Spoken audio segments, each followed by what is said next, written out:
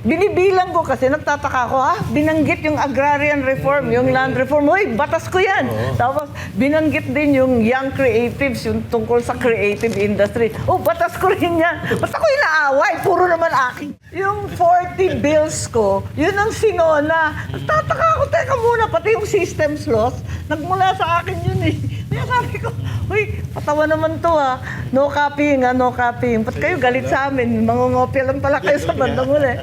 Ay, nako, talaga naman tong buhay na to. Pati yung labas ng... Yung mga labas na nakakatawa nga. It's so funny. I don't understand. Pati yung mga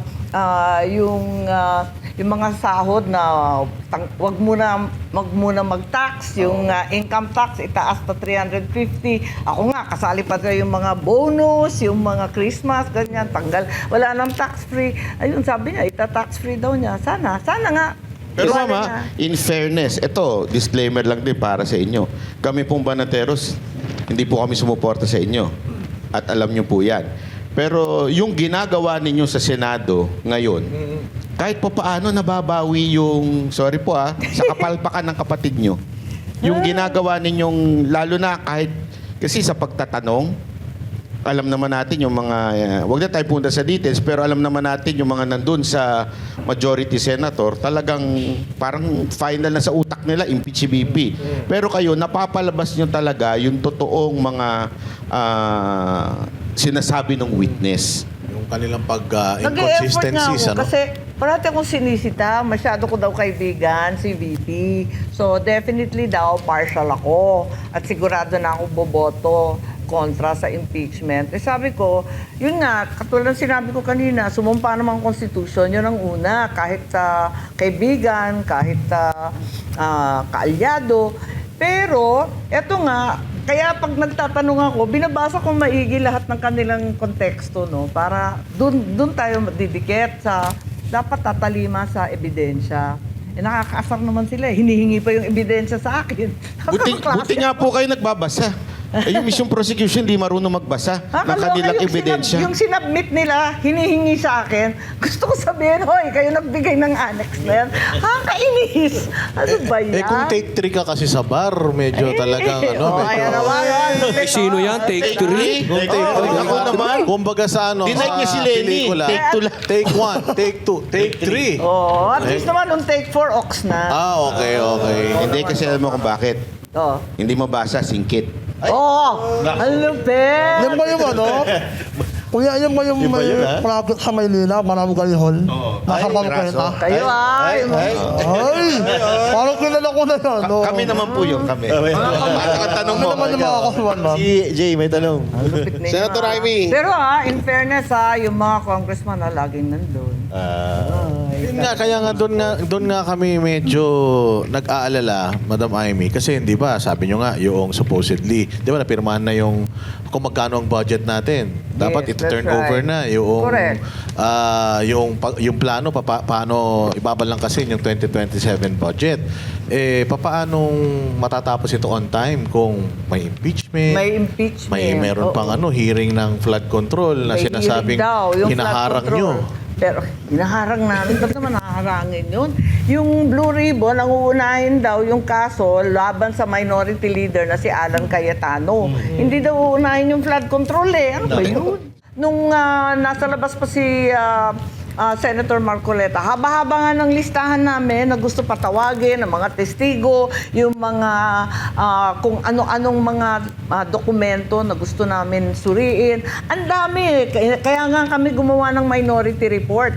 Gumawa na nga kami ng minority report kasi bitin na bitin yung Blue Ribbon Ayun, so gumawa na kami. Kailan pa ba yun? October? November? Katagal-tagal na. Sa awa ng Diyos, hindi pa tinatawag yung mga Bakit kaya nasabi yan ng senador na napakatino?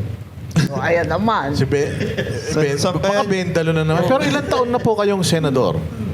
Ako, this is my first year of my second term. So, Kasi 2019 so 12 PRRD, plus tapos, so parang mga ilang taon na yan? ibig Mga sabihin, 15, ganun.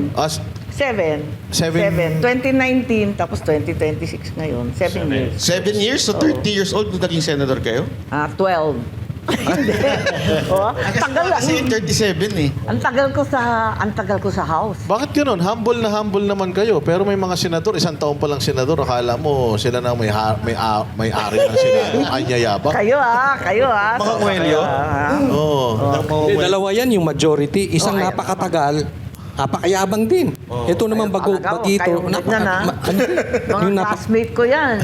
Basta, si Soto, tumanda na Sino ron. yun? Sino yun? Oh, Tumanda ayan na naman. ron. Soto Grande. Parang walang nagawa. Si Ma'am... Ikaw talaga. Ma'am Amy, 7 years Huwag pa kang lang. Marami ganyan. na nagawa. Pero, Siyempre, kasama natin eh. talaga, Eto, Senator. Sep. Eto, Senator Amy, total Talaga. na pag-usapan niyang mayayabang No, ayun na naman. senador. Paano masisiguro ng Senado na ang mga investigasyon at panawagan para sa pananagutan ay mananatiling patas at hindi naaapektuhan ng politika? Ay nako, talaga naman. Yan na nga ang aming problema. Umpisa pa lang, umaalma na ako eh. Kasi yung mga investigasyon nga, parang kung minsan may utos. Nagkasundo na kayo, tapos mamayang konti, ay hindi na pwede. Dapat ganun ang pinag-usapan natin. Eh, parang may utos galing sa ibang lugar. Parang ganun. Impacta. Hindi, nakakapagtaka eh. Dahil, di ba dapat ang Senate, medyo last bastion na yan. Saka, dapat may separation ng judiciary, separation ng legislature, separation rin ng executive. Dapat hindi nakikialam sa isa't isa, di ba? Pangit yun eh, kasi nawawala yung balance. Sa tingin nyo, ma'am, Separation sinong of power. sinong nagiging hadlang o ano nagiging hadlang diyan para mapanagot yung mga opisyal? Yung batas ba natin, yung politika o sa tingin nyo meron pang iba? Maintindihan eh, talagang, ewan ko, para sa akin, 2028 talaga yung nangingibabaw sa lahat eh. Parang, sinong tatakbo sa 2028? Paano manatili sa pagkatapos ng 2028? Ayan, labas ng labas yung mga survey, palakas ng palakas si VP Sara, yun ang problema. Kaya kung ano-ano nangyayari sa bansa natin, hindi naasikaso yung dapat tutukan at ewan ko ba, nakakalungkot. Senator, si .01 ba at palagay nyo tutuloy? Nako, alam mo naman to. Kakapalan na ng mukha to. Di ba kayo Alam ko kakapala ng makeup eh. Gora na ng ikaw talaga. Ayun talaga. Ang Pero- hirap eh. Ang hirap talaga magpresidente. Ay, mahulog na ang langit yan eh. Ewan ko ba, ba't pinagpipilitan? Hindi ba kayo nagsisi? Or before, hindi nyo ba kinonsider na instead si Ading ikaw na lang? Kasi hindi naman ako dapat maging politiko, backup dancer lang ako. Hindi ako dapat talaga magpolitiko. Ayaw na tatay ko, pareho rin siguro si PRRD, ayaw niya yung babaeng anak. Parang ganun. Protective kasi ang ama sa babaeng Pero- anak, malupit at brutal kasi ang politika. Siyempre, ayaw mo i-expose yung babaeng anak. So, dapat talaga si Bongbong. So, nasa utak ko si Bongbong. Ang papel ko lagi, campaign manager, media, ganyan. Basta backup. Hindi ako dapat maging kandidato. Napilitan lang ako sa probinsya namin dahil nga wala nang kandidatong iba, may lalaban. Kung Marcos daw ang tatakbo, kaya ayun, tinulong ko na lang si Bongbong. Ako na naman ang tumakbo. Doon lang